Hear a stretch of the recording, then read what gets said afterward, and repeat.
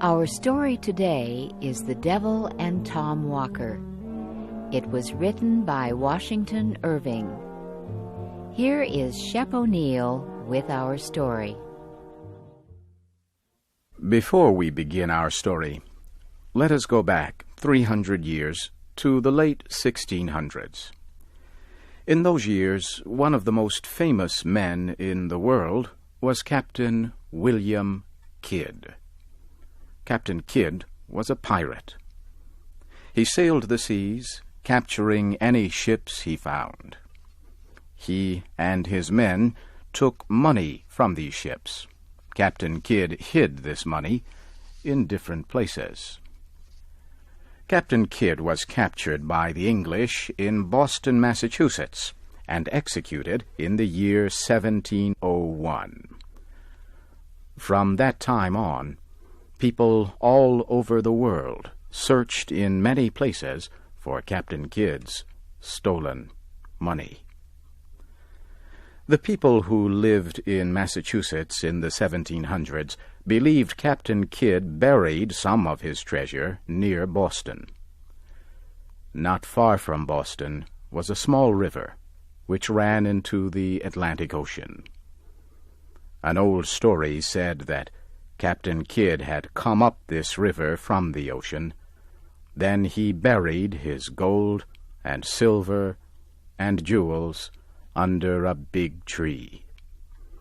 The story said that this treasure was protected by the devil himself, who was a good friend of Captain Kidd. In the year 1727, a man named Tom Walker lived near this place. Tom Walker was not a pleasant man. He loved only one thing: money. There was only one person worse than Tom. That was his wife. She also loved money. These two were so hungry for money that they even stole things from each other. One day, Tom Walker was returning home through a dark forest. He walked slowly and carefully so that he would not fall into a pool of mud. At last, he reached a piece of dry ground. Tom sat down on a tree that had fallen. As he rested, he dug into the earth with a stick. He knew the story that Indians had killed prisoners here as sacrifices to the devil. But this did not trouble him. The only devil Tom was afraid of was his wife. Tom's stick hit something hard. He dug it out of the earth. It was a human skull. In the skull was an Indian axe. Suddenly, Tom Walker heard an angry voice. "Don't touch that skull!" Tom looked up. He saw a giant sitting on a broken tree. Tom had never seen such a man.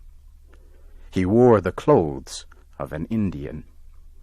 His skin was almost black and covered with ashes.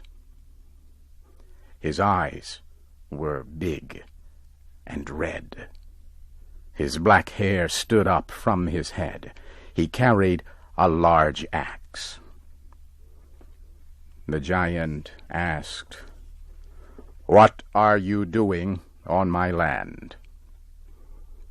But Tom Walker was not afraid. He answered, "What do you mean? This land belongs to Mr. Peabody."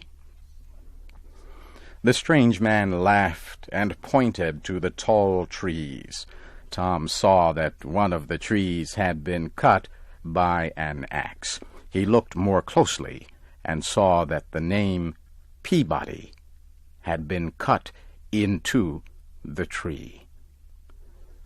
Mr. Peabody was a man who got rich by stealing from Indians. Tom looked at the other trees. Every one had the name of some rich, important man from Massachusetts. Tom looked at the tree on which he was sitting. It also had a name cut into it, the name of Absalom Crowninshield. Tom remembered that Mr. Crowninshield was a very rich man. People said he got his money, as Captain Kidd did, by stealing ships. Suddenly the giant shouted, "Crowninshield is ready to be burned. I'm going to burn many trees this winter." Tom told the man that he had no right to cut Mr. Peabody's trees. The stranger laughed and said, "I have every right to cut these trees. This land belonged to me a long time before Englishmen came to Massachusetts. The Indians were here. Then you Englishmen killed the Indians.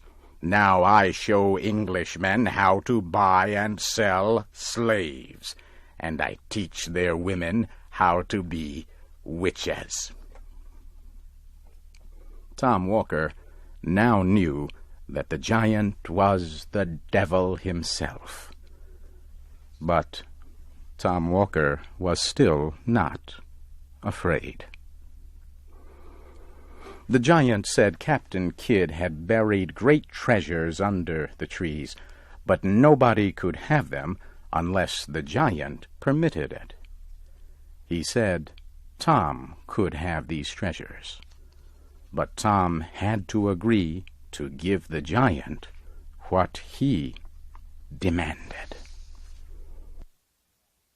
Tom Walker loved money as much as he loved life, but he asked for time to think. Tom went home. He told his wife what had happened. She wanted Captain Kidd's treasure. She urged him to give the devil what he wanted. Tom said no. At last, Mrs. Walker decided to do what Tom refused to do. She put all her silver in a large piece of cloth and went to see the dark giant. 2 days passed. She did not return home. She was never seen again. People said later that Tom went to the place where he had met the giant. He saw his wife's cloth hanging in a tree. He was happy because he wanted to get her silver. But when he opened the cloth, there was no silver in it, only a human heart. Tom was sorry he lost the silver, but not sorry he lost his wife. He wanted to thank the giant for this, and so every day he looked for the giant. Tom finally decided that he would give the giant what he wanted in exchange for Captain Kidd's treasure. One night, Tom Walker met the giant and offered his soul in exchange for Captain Kidd's treasure. The devil now wanted more than that. He said that Tom would have to use the treasure to do the devil's work.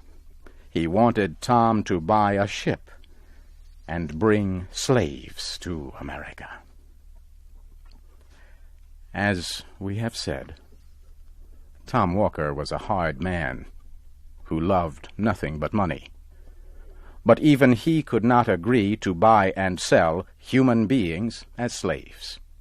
He refused to do this. The devil then said that his second most important work was lending money. The men who did this work for the devil forced poor people who borrowed money to pay back much more than they had received. Tom said he would like this kind of work. So the devil gave him Captain Kidd's treasure. A few days later, Tom Walker was a lender of money in Boston. Everyone who needed help, and there were many who did, came to him. Tom Walker became the richest man in Boston. When people were not able to pay him, he took away their farms, their horses, and their houses.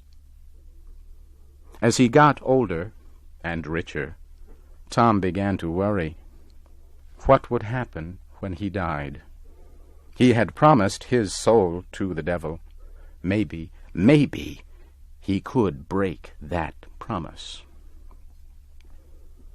Tom then became very religious. He went to church every week. He thought that if he prayed enough, he could escape from the devil.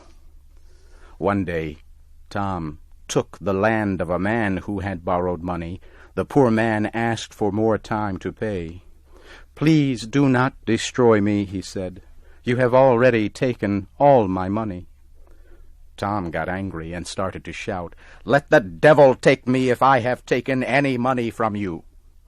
That was the end of Tom Walker, for just then he heard a noise. He opened the door. There was the black giant holding a black horse. The giant said, "Tom, I have come for you." He picked up Tom and put him on the horse. Then he hit the horse, which ran off, carrying Tom. Nobody ever saw Tom Walker again. A farmer said that he saw the black horse, with a man on it, running wildly into the forest. After Tom Walker disappeared, the government decided to take Tom's property, but there was nothing to take. All the papers which showed that Tom owned land and houses were burned to ashes. His boxes of gold and silver had nothing in them but small pieces of wood. The wood came from newly cut trees. Tom's horses died, and his house suddenly burned to ashes.